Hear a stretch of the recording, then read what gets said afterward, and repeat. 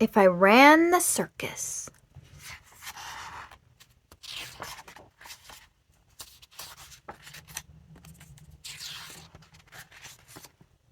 In all the whole town, the most wonderful spot is behind Sneelock's store in the big vacant lot. It's just the right spot for my wonderful plans, said young Morris McGurk, if I clean up the cans. Now, a fellow like me, said young Morris McGurk, could get rid of this junk with half-hour's work. I could yank up those weeds and chop down the dead tree and haul off those cars. There are just 2 or 3. And then the whole place would be ready, you see?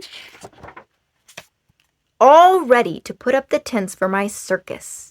I think I will call it the Circus McGurkus. The Circus McGurkus, the world's greatest show on the face of the earth, or wherever you go. The Circus McGurkus, the cream of the cream, the Circus McGurkus, the circus supreme.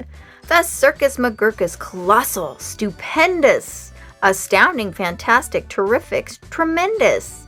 I'll bring in my acrobats, jugglers, and clowns from 1,033 faraway towns to the place that you'll see 'em in, ladies and gents, right behind Sneelock's store in the great McGurk tents. And I don't suppose old Mr. Sneelock will mind when he suddenly has a big circus behind. After all, Mr. Sneelock is one of my friends. He might even help out doing small odds and ends. Doing little odd jobs he could be of some aid, such as selling balloons and the pink lemonade. I think 500 gallons will be about right, and then I'll be ready for opening night. What an opening night! What a night! What a sight! I'll hoist up the curtains, the crowds will crowd in, and my Circus McGurkus will promptly begin, with a welcoming toot on my welcoming horn, but my horn-tooting apes from the jungles of Jorn, where the very best horn-tooting apes are all born, 'cause the very fresh air there is fine for their lungs, and some of those fellows have 2 or 3 tongues. This way! Step right in! This way, ladies and gents! My sideshow starts here in the first of my tents. When you see what goes on, you'll say no other circus is half the great circus the Circus McGurkus is. Here on stage 1 from the ocean of Ulf is a sight most amazing, a walrus named Rolf, who can stand on 1 whisker, this wonderful Rolf, on the top of 5 balls, 2 for tennis, 3 golf. It's a marvelous trick, if I say so myself.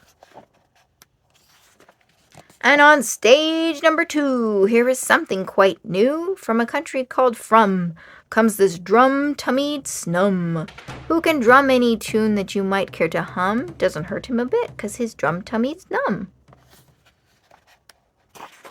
And you'll now meet the Foon, the remarkable Foon, who eats sizzling hot pebbles that fall off the moon. And the reason he likes them red hot, it appears, is he greatly enjoys blowing smoke from his ears. Of course, pebbles like this are quite hard to collect, but Sneelock will manage somehow, I expect. After all, Mr. Sneelock is one of my friends, and I'm sure he'll help out doing small odds and ends. And on stage number 4, see the wily Waloo, who can throw his long tail as a sort of lasso. With a flip of his hip, with a tail of this kind, he can capture whoever is standing behind. He can capture old Sneelock, I'm sure he won't mind. And now, here is a hoodwink, who winks in his wink hood.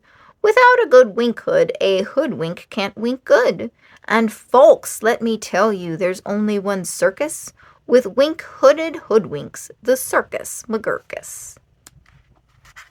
The show of all shows, there's no other showman who shows you a show with a blindfolded bowman. The blindfolded bowman from Brigger Bat Root, the world's sharpest sharpshooter. Look at him shoot.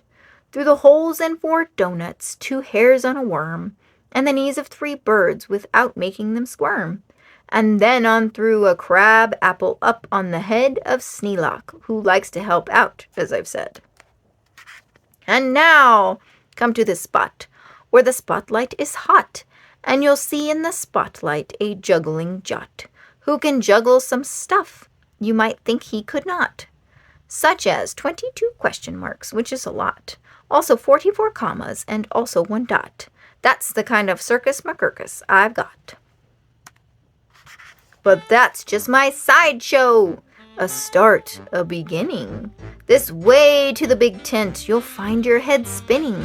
Why, ladies and gentlemen, youngsters and oldsters, your heads will quite likely spin right off your shoulders. So hurry, step lively, quick ladies and gents, and get into your seats in my tent of all tents. My parade of parades is about to commence.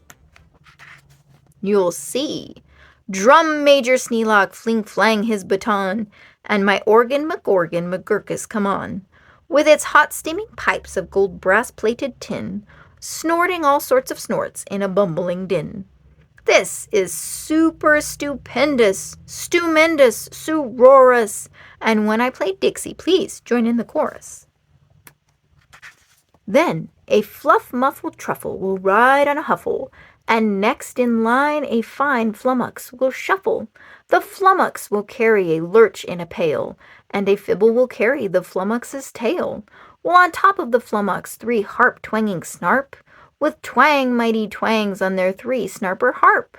While a bolster blows bloops on a 3-nozzled blueser, and an ulster blows floops on a 1-nozzled nooser. And then comes a lion who's partly a trout. Then more stuff for 45 minutes about.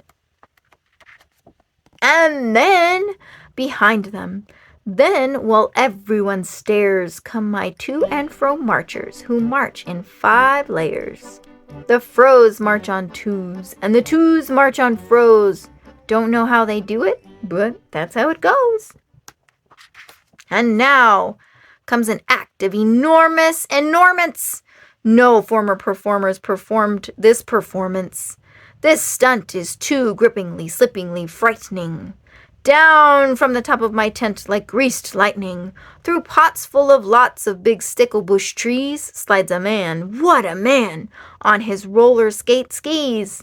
And he'll steer without fear, and you'll know at a glance that it's Sneelock, the man who takes chance after chance, and he won't even rip a small hole in his pants. And now here, in this cage, is a beast most ferocious, who's known far and wide as the Spotted Atrocious, who growls, howls, and yowls, the most blood-curdling sounds, and each tooth in his mouth weighs at least 60 pounds. And he chews up and eats with the greatest of ease things like carpet and sidewalks and people and trees. But the great Colonel Sneelock is just the right kind of man who can tame him. I'm sure he won't mind. Then I'll let Sneelock off for a few minutes' rest, while high over your heads you will see the best of the world's finest, fanciest, breezy trapezing, my Zoom-a-Zoop troop from the West Upper Bendeezing, who never quite knew while they zoop and they zoom, whether which will catch one or who will catch whom, or if who will catch which by what and just where, or when and just how and in which part of the air. What a circus, my Circus McGurkus. My workers love work. They say, work us, please work us. We'll work and we'll work up so many surprises. You'll never see half if you have 40 eyes. And now, again, Sneelock, brave Sneelock is back, risking life on my patented life-risking track.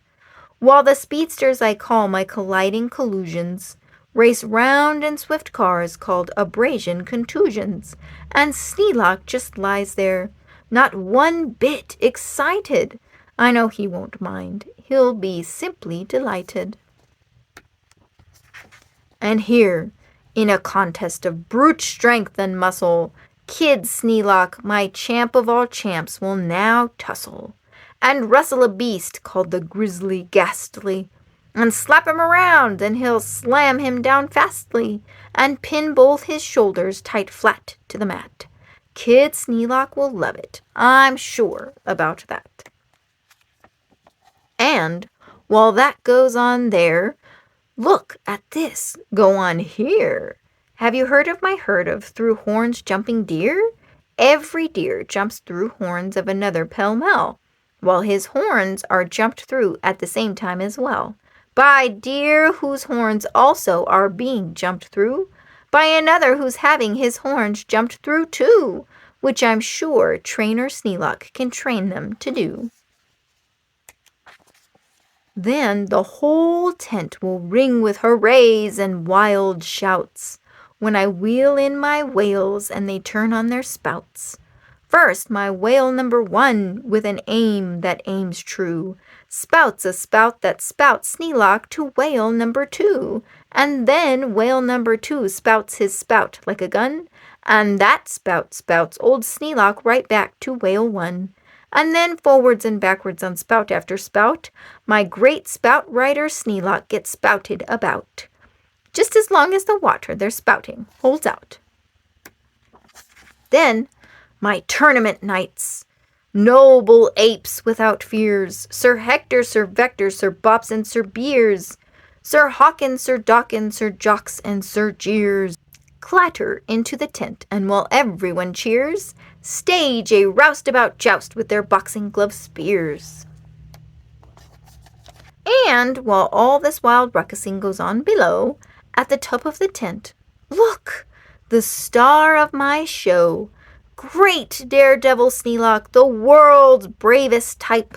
He comes pulled through the air by 3 Subrian snipe, on a dingus contraption attached to his pipe, and while people below are all turning chalk white, and all biting their fingernails off in their fright, great Sneelock soars up to a terrible height. Then he shakes himself loose. He starts down in a dive, such as no man on earth could come out of alive. But he smiles as he falls, and no fear does he feel. His nerves are like iron, his muscles like steel.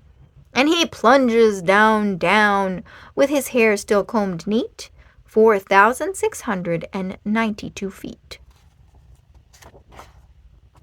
Why, he'll be a hero. Of course he won't mind when he finds that he has a big circus behind.